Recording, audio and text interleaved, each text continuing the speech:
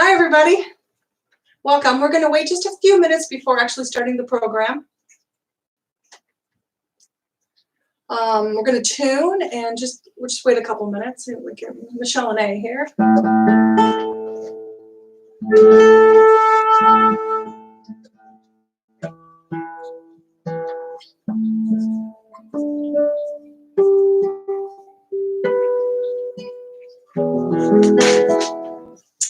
Welcome to my home.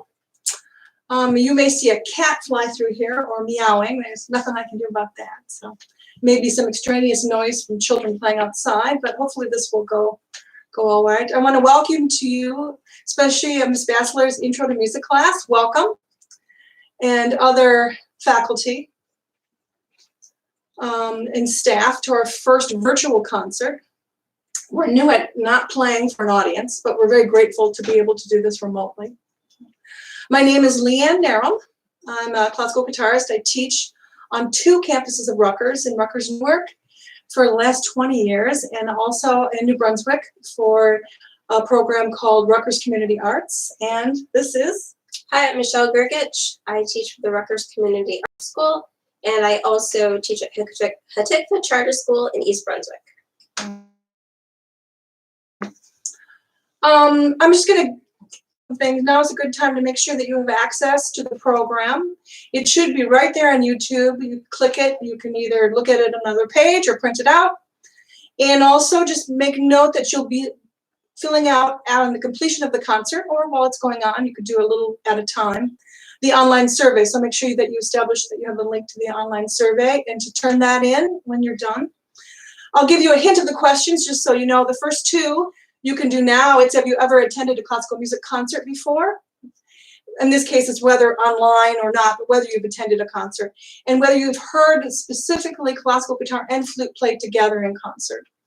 The other questions you'll have to wait because it's going to be asking you what you like best, what you like the least. It's just your personal opinion. There's no grading on this. What you were surprised you liked. And one question about what most sparked an image in your mind related to the title of the piece. Again, these are all opinion, and at the very end, it'll just be additional comments. It just helps us know how you're perceiving the concert and what you like and don't like. So, of course, I'm thanking the Cultural Programming Committee at Rutgers-Newark, because without this concert could not happen. I wanted to just thank my Department of Arts, Culture, and Media, specifically Lacey out there. Thank you, the assistant coordinator who did a lot of work to get this concert going as well. And especially Professor Samantha Bassler. Thank you, Samantha, for bringing your class here, virtually or not. And thank the Intro to Music class for tuning in today. The IT department at Rutgers, when this all came about, they were really great on helping us, supply us with classes and getting this up and running. And to my husband, who you probably met now with comments, and my 17-year-old son, who is our tech crew. So thank you.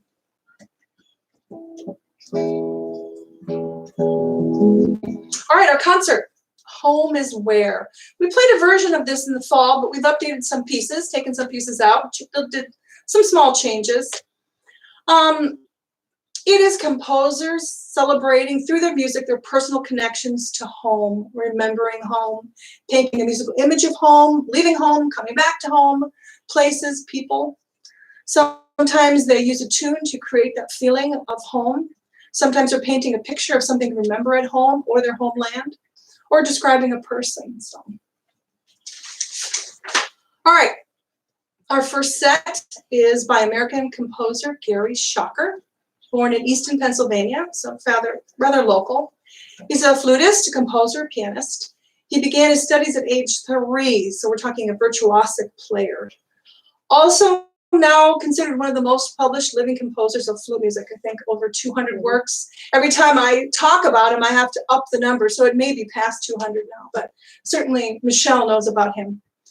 He teaches at Last Word taught at NYU and has private studios in New York City. This work, the reason we picked Dream Travelers is for this theme that was set by the Zimmerman Museum, by the way, because there's an art exhibit there called Home is Where.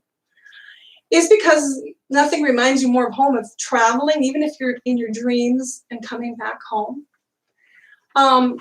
Each dream travel, according to the composer, is supposed to evoke the place that Mr. Shocker has associated with the characteristic musical mood or feeling that the piece gives off. Stratford, the first movement, is England in the Elizabethan time. So we're talking 1500s. That was the golden age of English history, imitating maybe the music of John Dowland a little bit there. Rio, you can feel that in the harmony and the rhythms.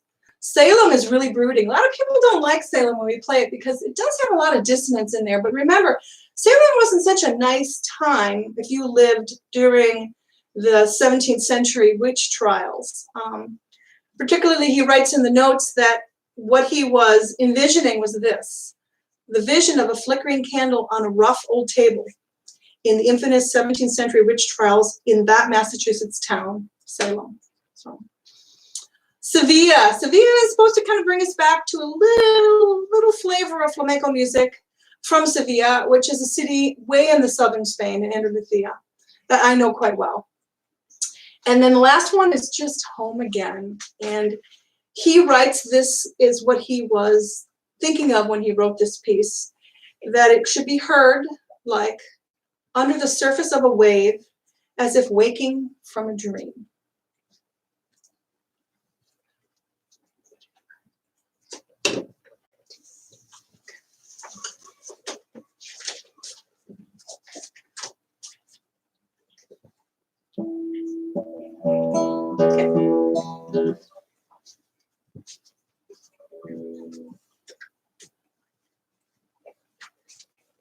This is Stratford.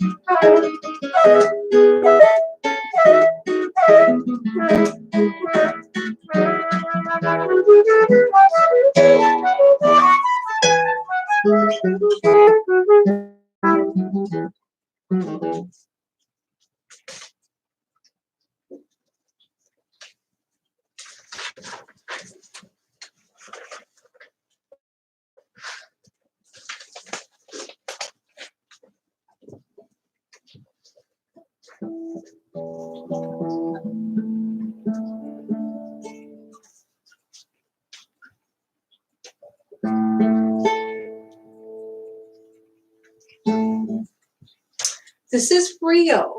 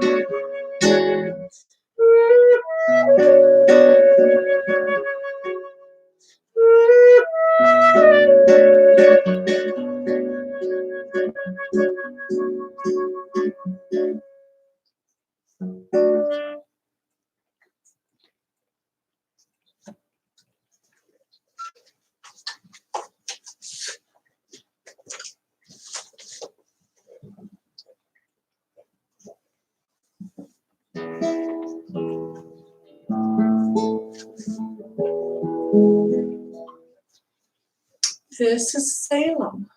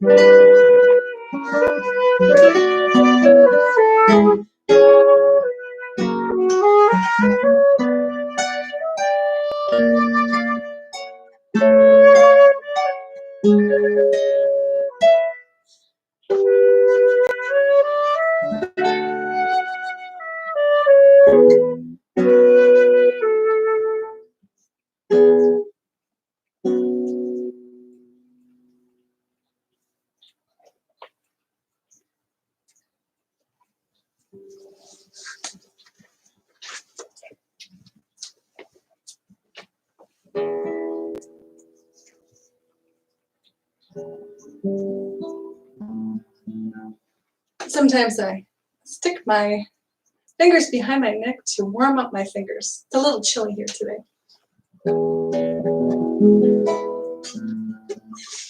This next one is Sevilla.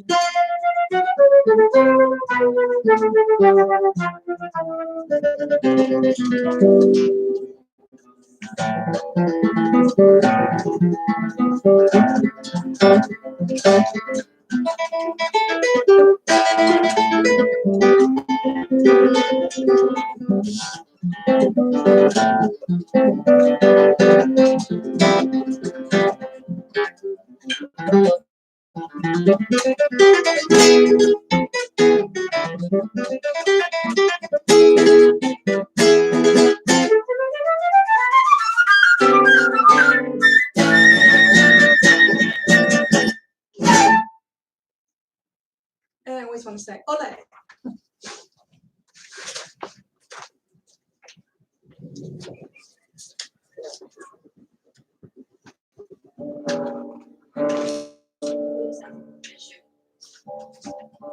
We're just continuing. Michelle has to, the flute has condensation in it. And when you're playing, you have to clean it out. Even during a live concert or not, that has to happen sometimes. It's just a little too cold. Yeah, it's a little bit cold in here. So. Also, the guitarist, I often have to retune my strings or go to a different tuning. A lot of you know that as a drop D tuning, and that's what I'm doing right now. And I'm allowing my guitar to sit there for just a second.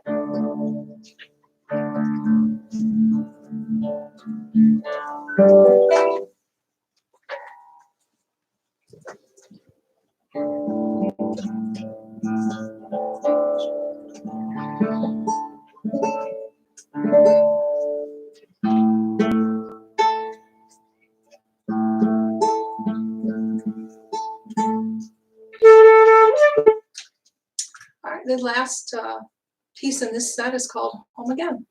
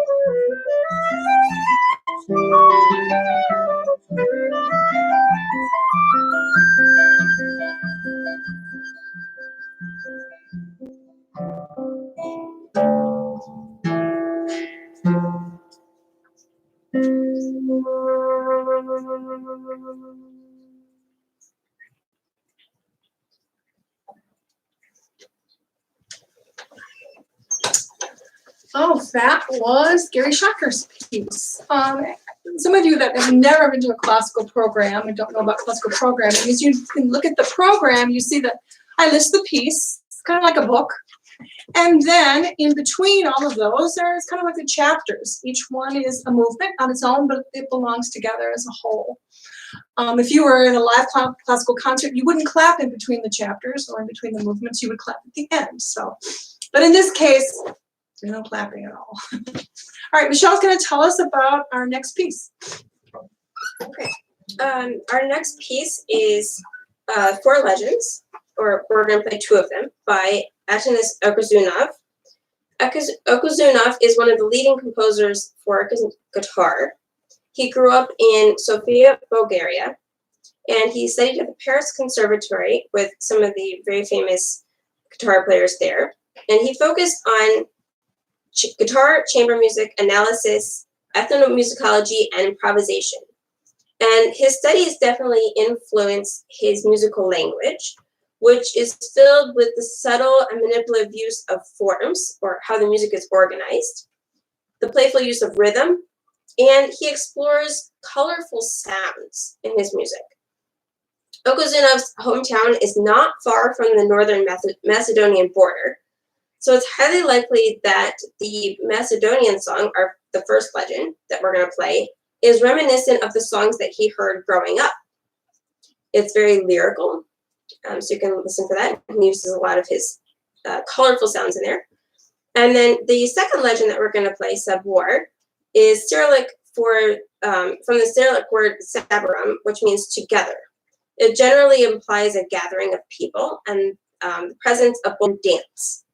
Okuzunov does not mention a specific sabor, but there is a national folklore fair, or sabor, held every 4 years in the southern region of Bulgaria, not far from his hometown. So that was likely a part of his childhood growing up.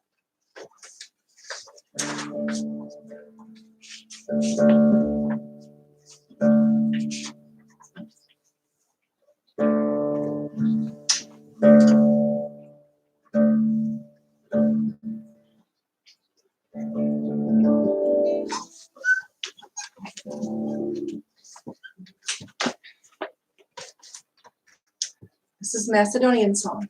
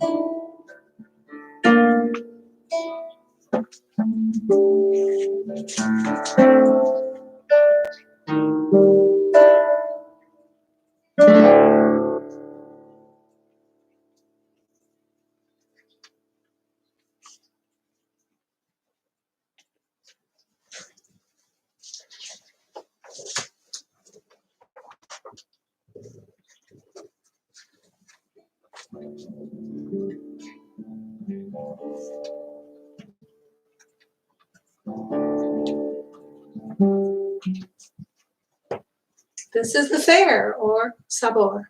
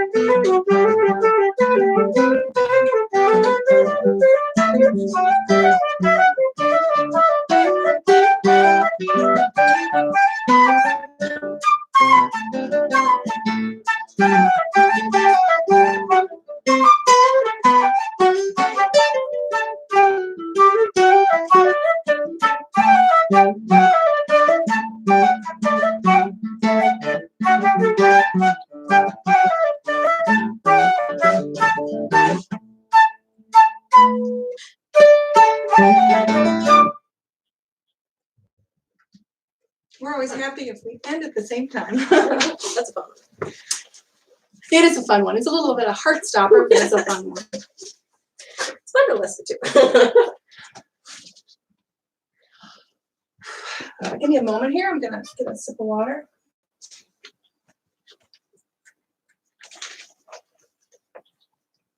So this concert will probably just be an hour long. That's about what we planned for it. We may have time for questions at the end, which you can type in, and my son will read it to me. He's my tech guy over here. He's only 17, so give him a break.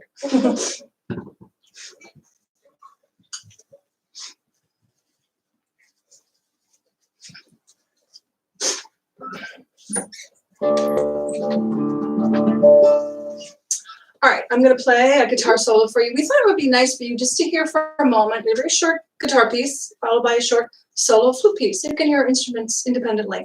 I know a lot of you have heard the guitar, obviously, but maybe not classical guitar. And kind of keeping it, guitars from Istanbul, from Turkey.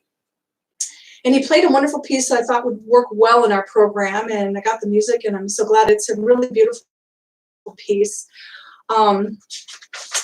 It was commissioned by the father of these girls, and Miriam and Leon's daughters is about Mr. Leon Hamui, 4 daughters. He was commissioned in 2018 in February, so it's a very recent piece based on their 4 daughters, the personalities of the 4 daughters. I'm not sure if he knows these people or if he got to know them. I'm uncertain about that. But each piece represents a different personality trait of the girls. Yet if you play the entire piece, there's similarities that he puts in for all the sisters to make them feel combined. Today you're just going to hear the first movement, Loretta. He does put in the program notes that it's fine with him if you play one piece alone, as a standalone, or if you play the whole thing together. The character of this piece is calm. Loretta is a calm girl. There's some really nice chords in here, but in the beginning, instead of a tempo indication, all it says is innocent, responsible, and honest. That must be Loretta.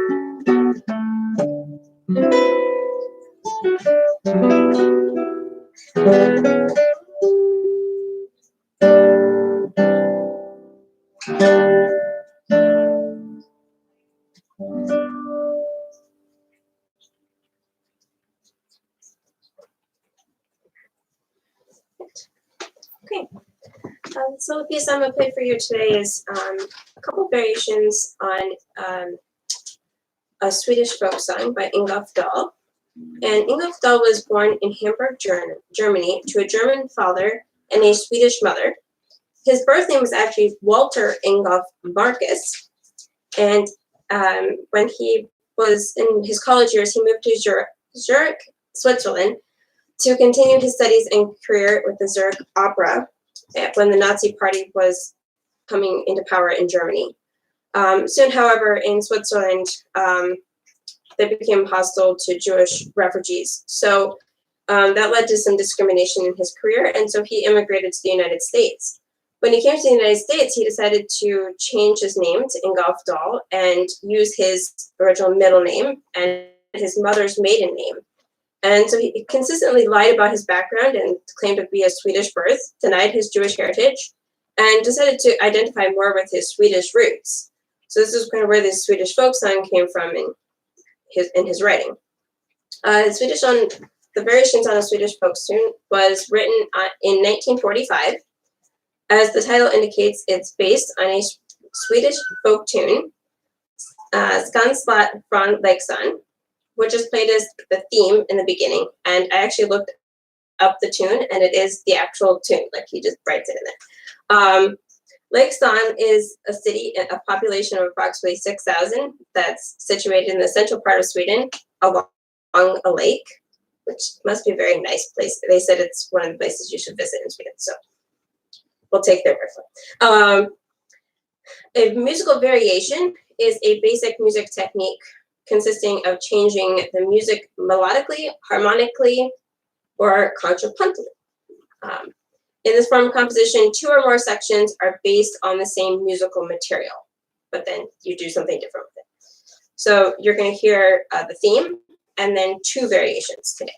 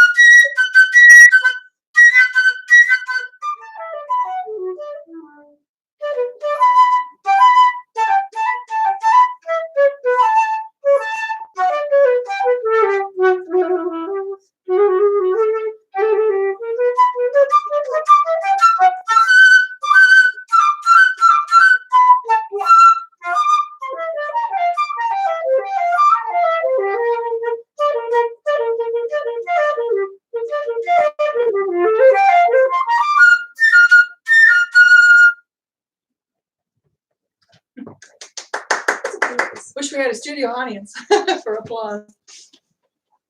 That was wonderful. I like that. That's a fun one. Variations. It changes the tune just slightly every time. It goes. How many variations were there? I think there's a total of 7. 7 of them. So 6 or 7? 7, yeah, there's 7.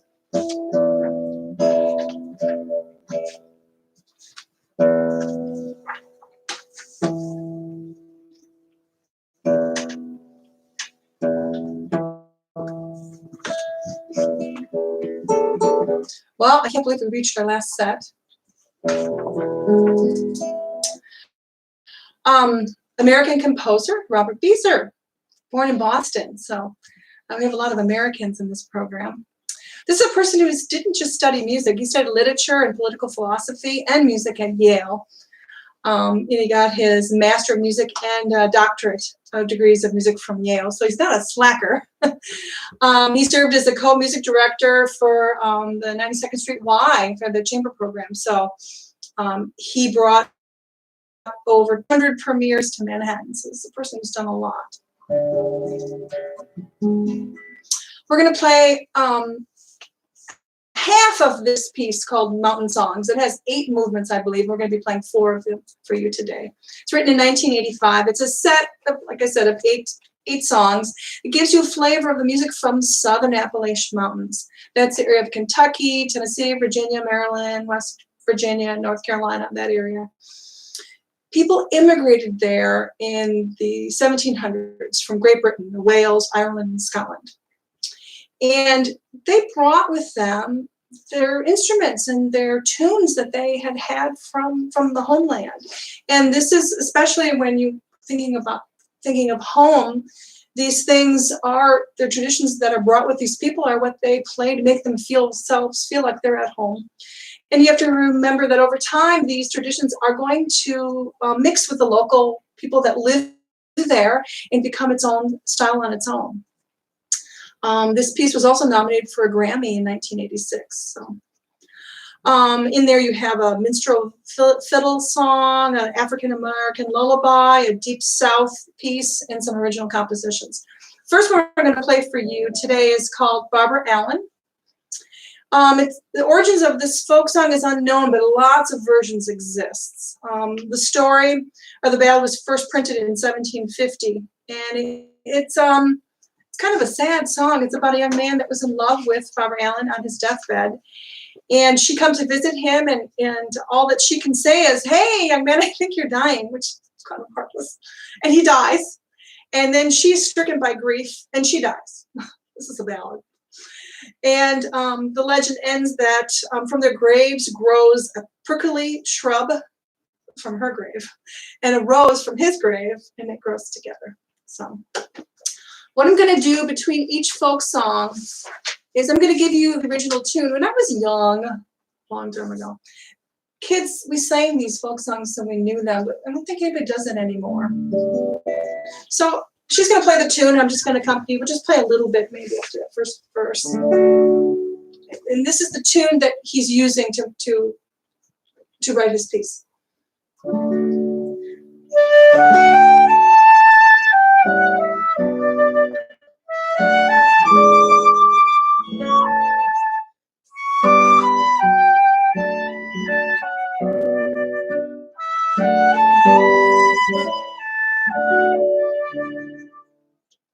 So that's a tune, very pretty tune.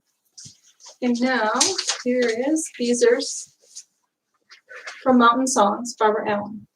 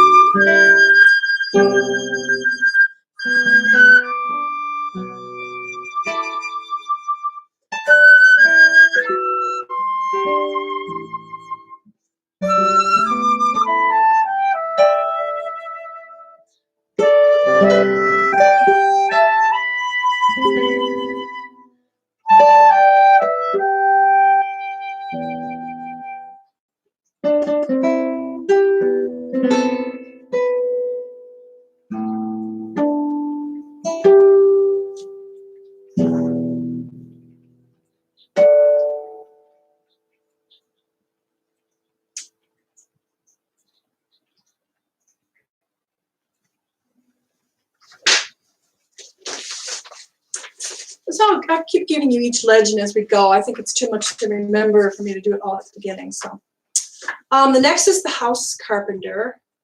A lot of these ballads are kind of sad. This old lyric ballad first appeared in the Broadside Reader in 1685. It's a story basically about a ghost who comes to take the house carpenter's wife. Over time, this ghost is a ghost, or it's just a sailor. Sometimes it's the devil. Kind of has a supernatural origin about it, kind of a theme that a ship is unable to sail if a guilty party is aboard. And in this case, the ballad tells the story of a man, perhaps the devil, who returns to a former lover after being gone and finds her with a husband, carpenter, and a baby. He entices her with his ship's treasures to leave them both behind and come with him, and they set to sea. Soon after, she laments having left her child. Not so much the carpenter, I guess, but the child. And this is when her former lover informs her that they are not bound for heaven as he had promised, but instead for hell. And in the end, the ship is wrecked by a storm at sea, drowning them both. So, not a happy ballad, but a beautiful one. The flute sort of represents the different voices of the people, and definitely the guitar is the stormy sea. Again, we're going to play a little bit of this theme so you can hear what the theme is.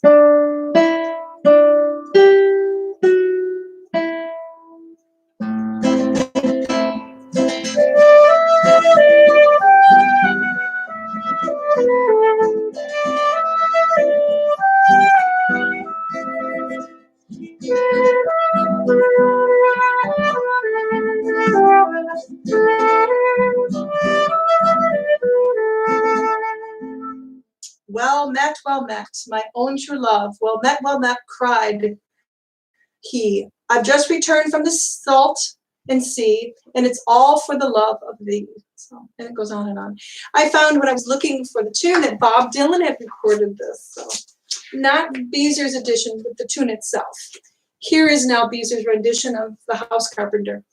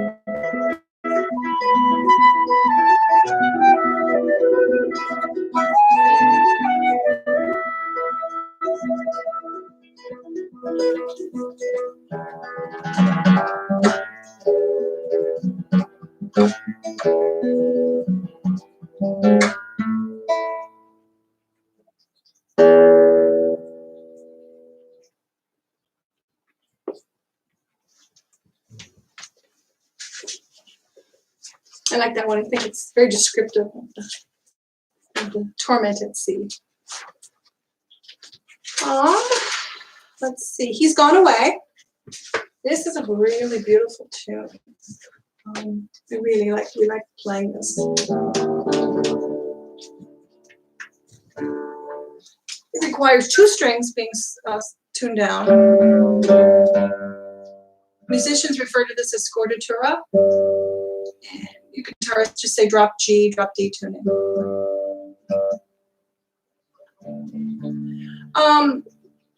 The origins of this beautiful folk melody is unknown. It's believed to have come from the southern United States, probably from the Carolinas during the Civil War. It appears to be a story about a young couple separated by Civil War. The beginning of the words is often arranged for choir. It's a beautiful choir piece. He's going away for to stay a little while, but he's coming back if he go 10,000 miles. Oh, who will tie your shoes, and who will glove your hands, and who will kiss your ruby lips when he is gone? Look away, over yonder. And we'll play the tune for you.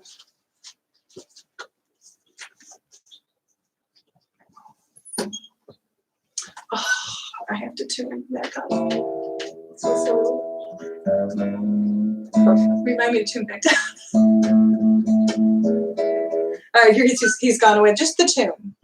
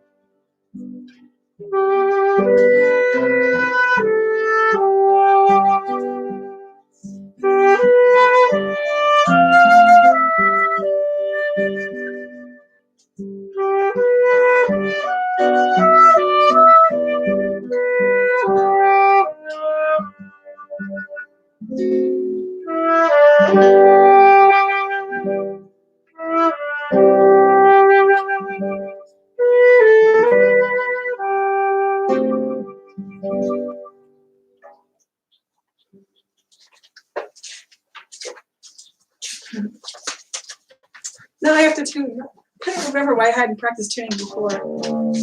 Before I just keep talking, and now I remember why.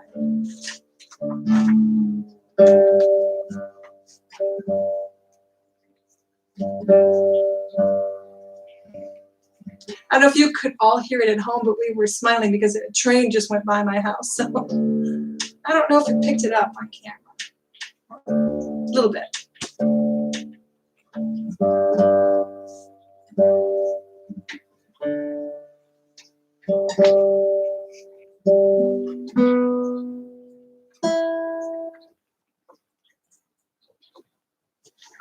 He's Gone Away.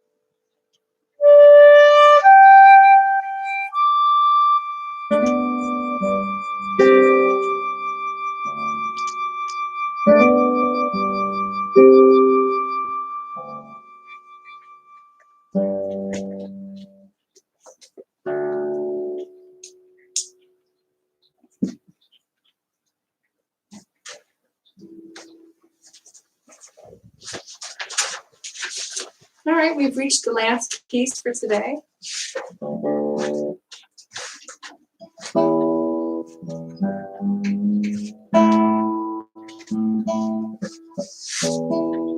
Cindy is a minstrel fiddle song. dates back from the traveling minstrel shows that were common in Appalachia in the 1950s.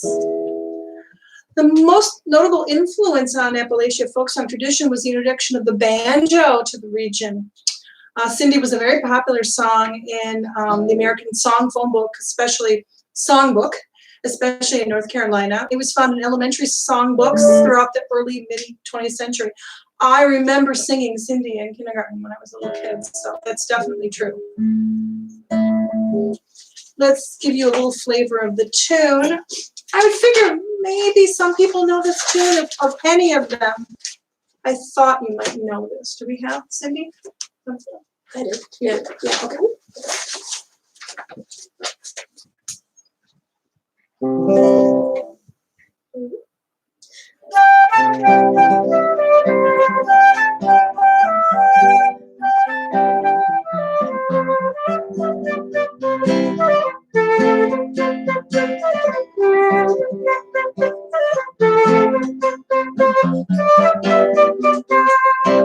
It's a fun song.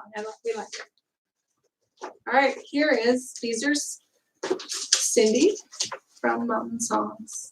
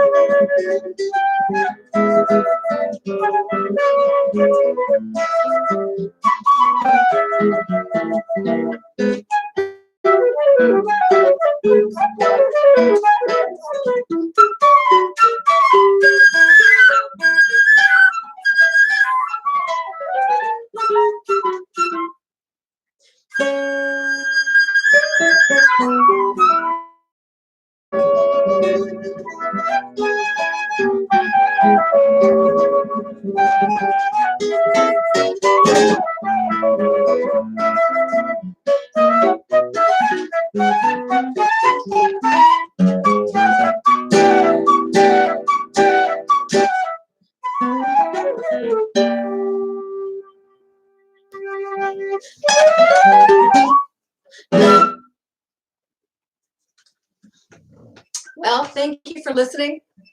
I hope you enjoyed very much. Does anyone have a question? Sometimes students do, sometimes they don't, or the teacher, Professor Bassler. My son can read them to me, so if anybody wants to give us a question, just type it into the comments section. So please don't forget to fill out the survey and click, that goes to us, and that's just opinion. And any extra comments, anything you'd like to put in there? Jordan, are you seeing any comments yet? Not yet, No. still waiting. Still waiting, so. Well, if not, you can always ask your teacher and she can pass those on to us. But we just want to thank you for listening this afternoon, especially Ms. Basser's class in music. Thank you very much. And I guess we're over and out. Bye.